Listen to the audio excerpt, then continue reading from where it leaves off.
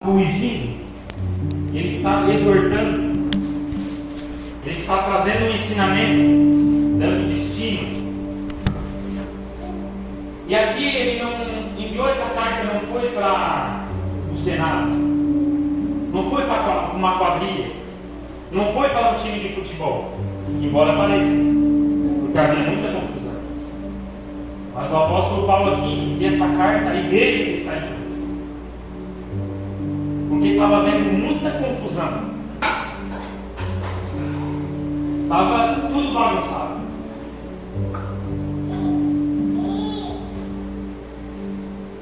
E para a gente poder entender isso, a ceia não é como a gente hoje ceia, que tem o pão somente o suco. Naquele tempo, antes da ceia, havia a festa ágape, ou a festa do amor, que era comemorada no mesmo dia. E era uma festa cristã.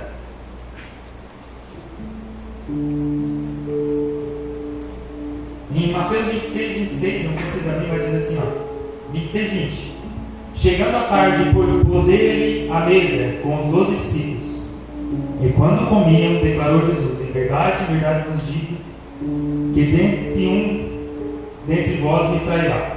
E no 26 diz assim: enquanto comiam, tomou Jesus um pão, o abençoou e partiu. Então eles já estavam comendo. Aqui a gente vê quando Jesus traz a ceia. Eles comendo, Jesus toma um pão e reparte. Então havia essa festa ágape, a festa do amor, que fazia parte da ceia.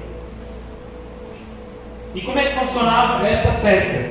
Cada um trazia da sua casa pão, suco, trazia, como a gente às vezes faz aqui, um bolo. E como é que funcionava?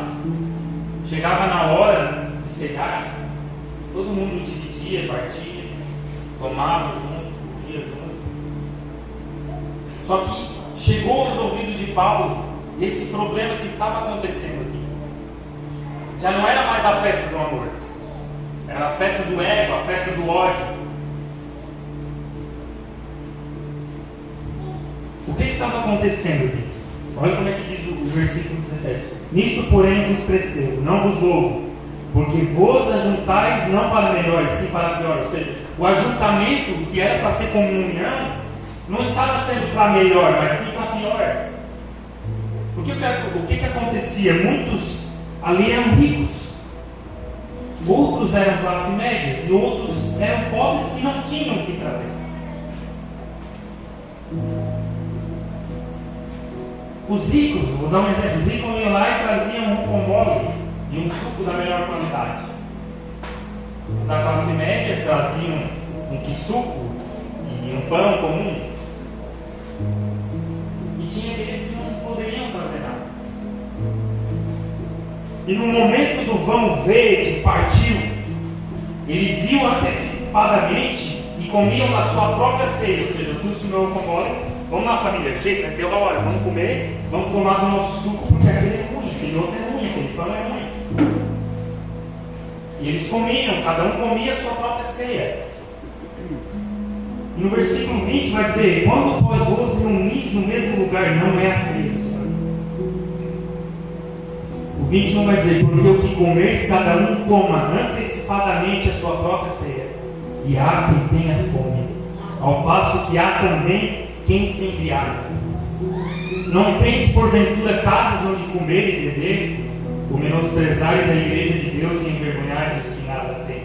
Que vos direi? Louvar-vos-ei? Ou honrarei vocês? Nisto certamente não vos louvo, não honro vocês. Ele chegava na hora, cada um tomava sua ceia. O rico ia lá e comia no bom e no melhor. Aquele que estava na classe média comia o seu pão e o seu quisuco. Mas aquele que não tinha nada, o que comia? Aleluia. O que comia aquele que não tinha nada? O que era para trazer união, trazia divisão. Só que o apóstolo Paulo vai dizer: Versículo 23. Porque eu recebi do Senhor o que também vos entreguei. Que o Senhor Jesus, na noite que foi traído, tomou o pão e, tendo graças, partiu. O que eu recebi do Senhor, o que eu aprendi com o Senhor, eu também ensinei a vocês. O apóstolo Paulo está dizendo: por que vocês fazem errado se eu já ensinei para vocês, eu aprendi com o Senhor? Que no dia que Jesus ia ser traído, ele tomou um pão e partiu, ele repartiu. Paulo está dizendo: Jesus é o modelo, Jesus é o exemplo.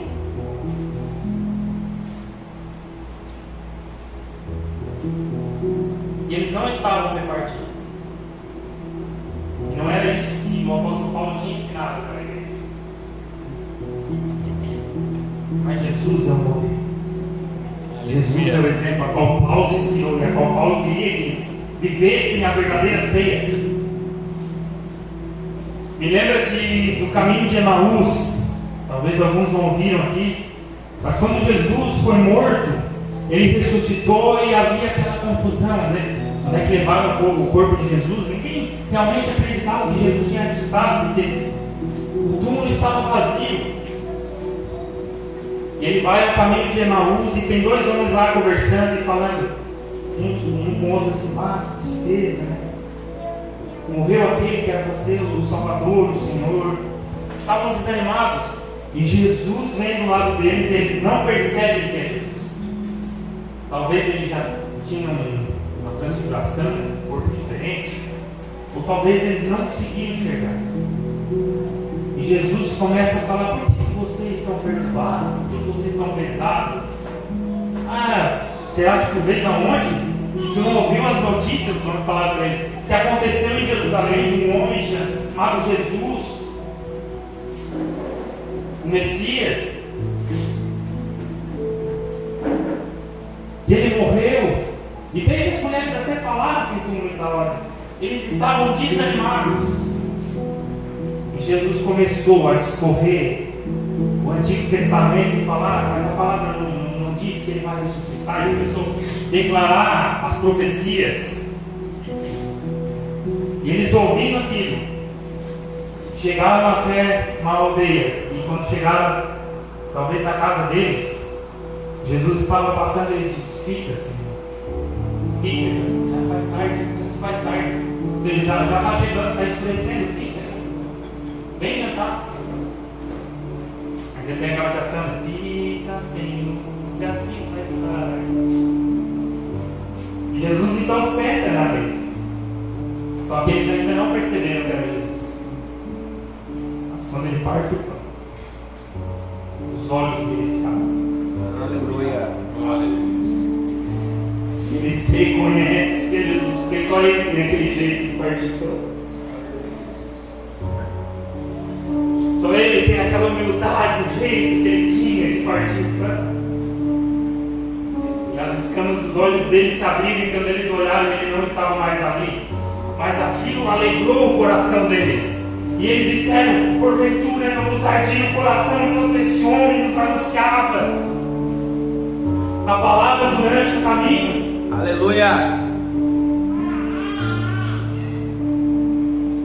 E uma coisa que é interessante: Jesus partiu o pão e não comeu.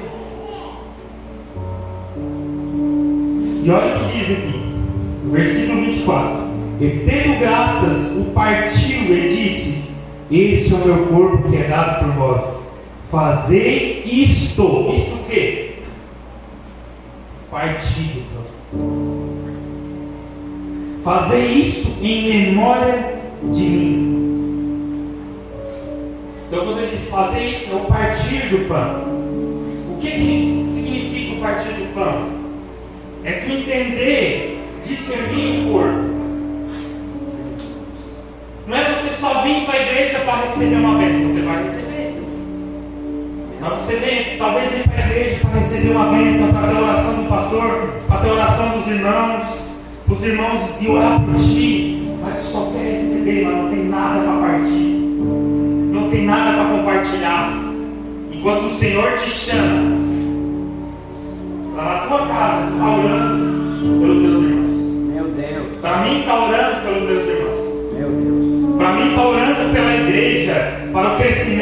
igreja. Quando a gente vem só para querer receber para nós, a gente está igual esses homens. Não estamos partindo do pão, não estamos discernindo o corpo, não estamos entendendo que aquele irmão também precisa de oração, precisa da minha oração. Muitos de nós às vezes estão a casa esbanjando e comendo, e é bom comer, mas às vezes o teu irmão está passando fome, tu sabe, e não compartilha, e não reparte. E o que Jesus quer ensinar aqui é o partir do pão, é entender o corpo, é entender o que é essa igreja, o que é ser o corpo de Cristo, porque a igreja é o corpo de Cristo.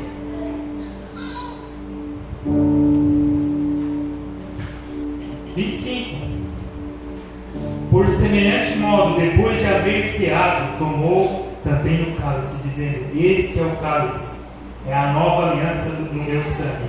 Fazei isso todas as vezes que beberem em memória de mim. Porque todas as vezes que comer este pão e beber o cálice, anunciais a morte até que ele venha. Entenda uma coisa, a ceia não é uma rotina. Não é uma vez por mês eu tenho que ceiar. Eu vou fazer assim, não é somente uma rotina. Ela é um memorial. Toda vez que a gente come do pão, a gente toma do suco, a gente está anunciando a morte de Jesus. A gente está anunciando que Ele morreu na cruz, que Ele pagou o preço pelos nossos pecados, que Ele ressuscitou, que Ele venceu, que Ele nos deu vida. Aleluia. É um memorial, a gente tem lembrado. A ceia, ela não pode ser triste. A ceia ela tem que ser alegre, ela tem que ser feliz. Tem muitos lugares que eu já fui que a ceia parece um culto fúnebre, desânimo, tristeza. Não, a ceia é alegria. Aleluia. É alegria porque Jesus morreu por nós, porque Jesus venceu por nós, porque Ele nos deu vida. É para nós nos alegrar. Então a ceia é um memorial. É quando a gente lembra do Senhor, quando a gente lembra da sua aliança que Ele tem com a gente. Versículo 27. Por isso aquele que comer o pão ou beber o cálice do Senhor indignamente será réu do corpo e do sangue. Examine-se, pois, o homem a si mesmo, e assim coma do pão e beba do cálice. Diz aqui: examine-se, pois, o homem a si mesmo. Hoje tem muitas igrejas que o homem está examinando o homem, o pastor está examinando o irmão, e a Bíblia deixa claro: examine-se o homem a si mesmo. Só que ela diz no 27: por isso aquele que comer o pão, beber o cálice do Senhor indignamente será réu do corpo do sangue. O que é comer indignamente? As igrejas têm ensinado muito errado sobre o que é comer indignamente. Tem ensinado que comer indignamente a pessoa que come é aquela que tem pecado. Mas o próprio Jesus diz: aquele que não tem pecado, atire a primeira pedra.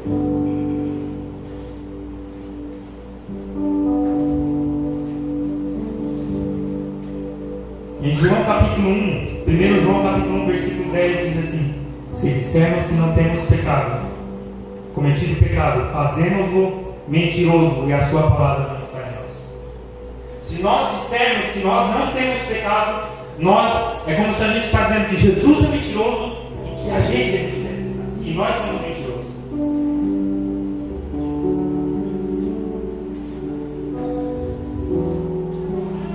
Jesus veio porque todos pecaram. Então, comer indignamente não é que você pecou. Deixa eu ver, durante o mês, não, eu pequei, agora eu vou comer a ceia. Durante o mês você, não, eu pequei. Um dia eu falei assim para o irmão: eu não posso comer a ceia. Não é isso a ceia. Embora o cristão tenha que viver uma vida em santidade, buscar ser transformado. Mas não é isso a ceia é do pecador. Se tem alguém aqui entre os irmãos que diz que não tem pecado, por favor, me chama depois. Vamos separar. Vou ler alguns versículos da Bíblia. Ela vai te desmontar. Aleluia na tua cabeça. Aleluia. Então, o que é comer dignamente? A gente viu todo o contexto aqui. E ela vai dizer, versículo 29: pois quem come e bebe sem discernir o corpo, come e bebe juízo para si. Aquele que come sem discernir o corpo, ou seja, comer a sua própria ceia, o seu próprio ego, está comendo para o seu próprio juízo. O que é comer dignamente? Eu querer só para mim e não ter para partilhar com os outros. É eu orar só por mim, eu orar só pela minha família, eu buscar uma bênção na igreja, eu orar para que eu venha a ser abençoado, mas eu não orar pelo meu irmão. Isso é comer dignamente. Mas e agora? O que é comer dignamente? É quando a gente discerne o corpo. Aleluia. É quando eu entendo que todos nós fizemos parte de uma igreja, de um corpo vivo, que é o corpo de Cristo, que é a igreja santa de Deus na terra. No versículo 19, que eu li antes, diz assim, ó, porque até mesmo importa que há partidos entre vós, para que também os aprovados se tornem conhecidos em vosso meio.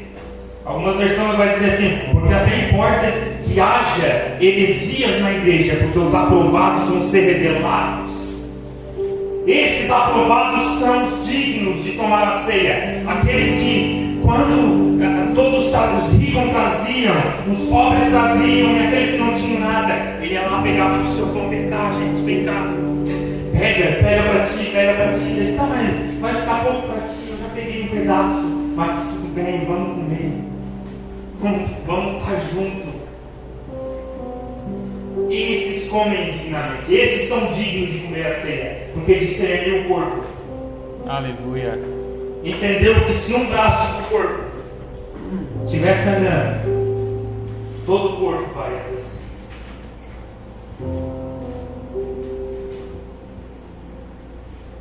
Se um braço ser cortado fora e lançar na rua, o braço apodrece, mas o corpo permanece vivo. Vai ter mais dificuldade? Vai, mas vai estar vivo. Se uma perna arrancar as pernas, vai ter muita dificuldade, mas o corpo ainda está ali. Mas se arrancar a cabeça, já é. E a Bíblia vai dizer que Cristo é o cabeça da igreja. Aleluia. A igreja firme tem que estar alicerçada em Cristo. Cristo é o cabeça. Aleluia. E se nós entendemos isso, que Cristo é o cabeça da igreja, como é que eu vou deixar o meu irmão ferido, angustiado, e eu não tenho uma palavra, eu não tenho um abraço, eu não tenho que dizer, cara, vamos lá em casa, vamos tomar um café, vamos conversar.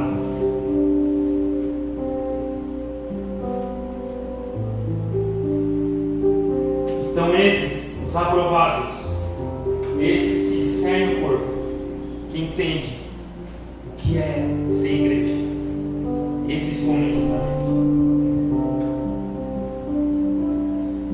Eis a razão, porque há entre vós muitos fracos e doentes, e não poucos que dormem. Porque se nós julgássemos a nós mesmos, não seríamos julgados. Mas quando julgados, somos disciplinados pelo Senhor, para não sermos condenados como o mundo. Assim, esse assim é interessante. Então ele traz todo o discurso, ele diz, assim pois, irmãos meus, quando vos reunir para comer, olha a chave, irmãos, olha o que ele falou, comer dignamente, e agora ele traz, assim pois, agora é uma palavra de destino. Agora, irmãos, assim, pois, irmãos meus, quando vos reunir para comer, esperais uns pelos outros. Se alguém tem fome, come em casa, a fim de não vos reunir para juízo.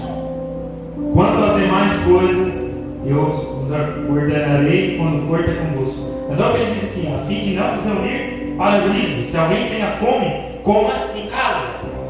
Porque eles não comiam em casa, eles chegavam na ceia, queriam se esbanjar, queriam se embriagar. Então esse está aqui deixa claro: a fim de não vos reunir para o juízo, que é comer dignamente. Então nós precisamos discernir o corpo. Entender que quando você está comendo do pão que representa o corpo, do sangue da uva, o suco da uva que representa o sangue, você precisa discernir o corpo. Você precisa entender o que é ser igreja, o que é fazer parte. Uma expressão que eu tenho ouvido muito agora, e muito pela ignorância, eu já falei isso, é dizer: eu sou igreja. Eu não vou para a igreja, eu sou igreja. Não, está errado. Nós somos igreja. Eu não sou igreja. O Mateus não é igreja. O Maurício não é igreja. O Juliano não é igreja. Mas nós somos igreja. Porque alguém sozinho não é igreja. É membro da parte, é membro do corpo de Cristo, é membro da igreja. Mas uma igreja só é igreja quando a gente entende a comunhão. Aleluia. A mesa, a família de Cristo. E era assim como a igreja primitiva. Eu queria que vocês colocassem de pé.